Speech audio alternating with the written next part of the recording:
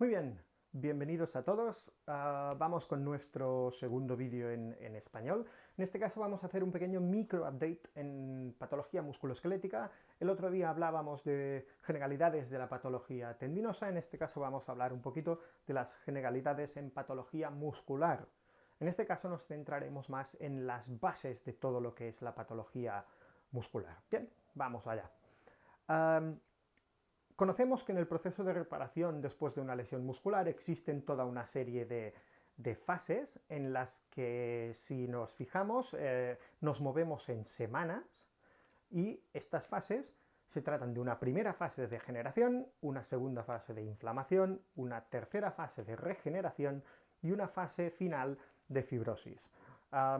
A nosotros lo que nos interesa es que se den todas las fases, porque esto se basa en que hay una serie de neurotransmisores que hacen que termine una fase y empiece la otra. Es decir, si no está la de degeneración, no empieza la de inflamación, ya que los neurotransmisores no llaman a las células inflamatorias. Por tanto, nos interesa que estén todas las fases, pero eso sí, nos interesa, por ejemplo, que la fase regenerativa se alargue lo máximo posible y que la fase de fibrosis sea lo más corta posible.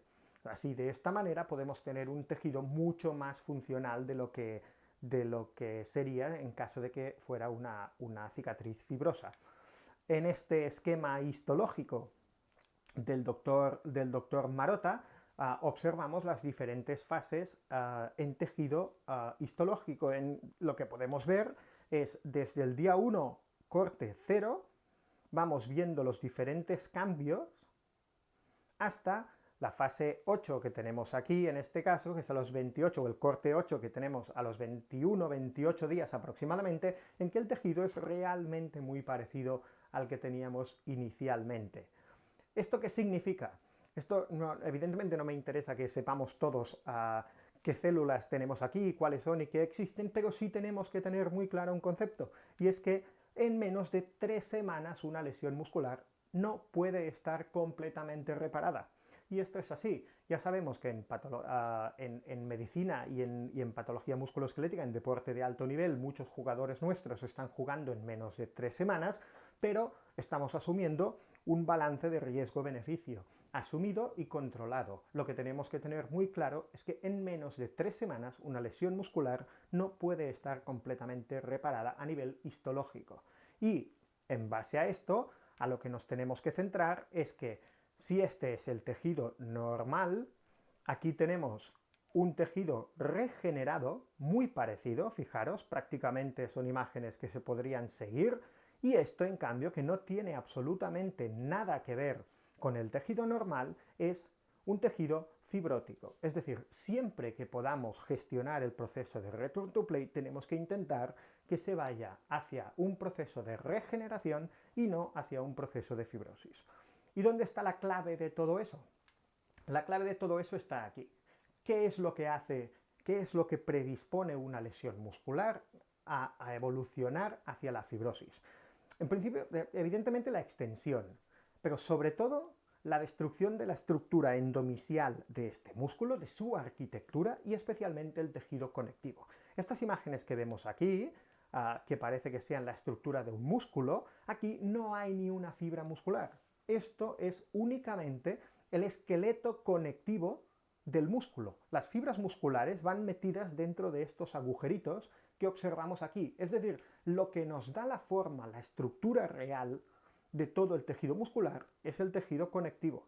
Las fibras musculares van metidas ahí dentro. Y esto ya se ha visto durante años, que se van viendo que cuanto más afectación del tejido conectivo tenemos, peor pronóstico. En este artículo de Coming del 2013 en el American Journal of Sports Medicine ya se comenta que lesiones que afectan al tendón de los isquiosurales se acercan más a los 110 días de baja que no a los 15-20, por pequeñas que sean. Es decir, este es un caso mío. Estas pequeñas lesiones que vemos aquí, esta pequeña lesión oblicua pero completa del tendón común, se acerca más a 90 días de baja que no a 2 semanas de baja.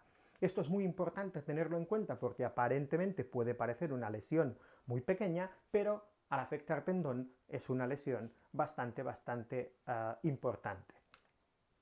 También Pollock en el 2015 en el British Journal Sports Medicine ya clasificó una gran parte de sus lesiones como una lesión tendinosa intramuscular, diciendo que estas lesiones precisamente son las que tienen un mayor tiempo de return to play y un mayor porcentaje de reinjuries, de relesiones. ¿Por qué? Simplemente por el hecho de que afectan al tendón.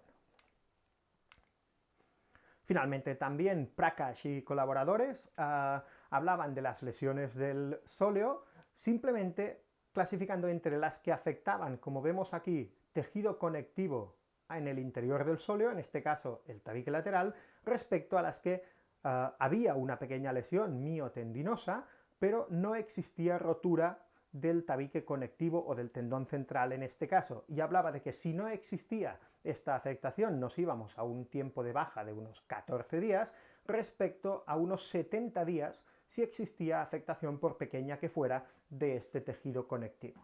A partir de ahí, ¿qué es lo que tenemos que tener en cuenta en este tipo de lesiones? Y para acabar con las bases de la patología muscular en estas generalidades, lo primero que tenemos que saber es que el mejor factor pronóstico, y esto en mis charlas los que habrán ido saben de sobras que siempre lo repito hasta la saciedad, el mejor factor pronóstico y lo que más información nos aporta en cuanto a una lesión es la localización exacta de esta lesión en el músculo y las estructuras que afecta dentro de este músculo.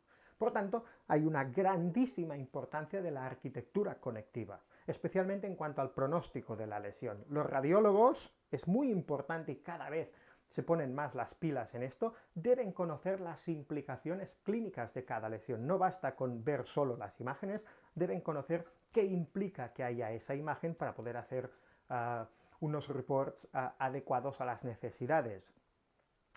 Y como siempre, en la gestión del return to play tenemos que tener en cuenta que en muchas ocasiones menos, al principio especialmente, es más.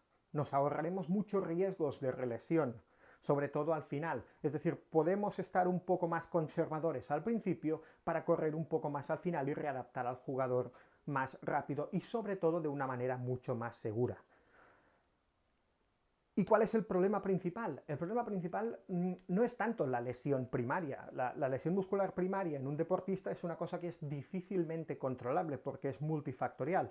Lo que sí tenemos un severo problema es con las reinjuries y con las relesiones. Muchas veces por culpa nuestra, por querer correr demasiado o por utilizar técnicas que no son suficientemente válidas para este tipo de lesiones. Y sobre todo, cuidado con las cicatrices blandas, las soft scars que se llaman, que son tejido que se ha roto tantas veces que es incapaz de curar adecuadamente y que se está rompiendo y rompiendo y rompiendo. Son estos jugadores o estas lesiones que se dan una vez, juegan un partido o dos, vuelven a romper, están 2 meses fuera, es decir, que son un problema realmente importante para nuestra práctica diaria.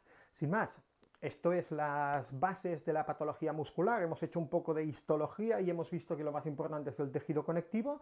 A partir de aquí iremos actualizando, iremos ampliando estos conceptos, iremos subiendo un poquito más en la escala de la lesión muscular. Espero que os haya resultado interesante y si así es, pues suscribáis a mi canal y iremos viendo, sobre todo en esta cuarentena, intentaremos hacer desde casa un poquito lo que hacíamos antes desde fuera.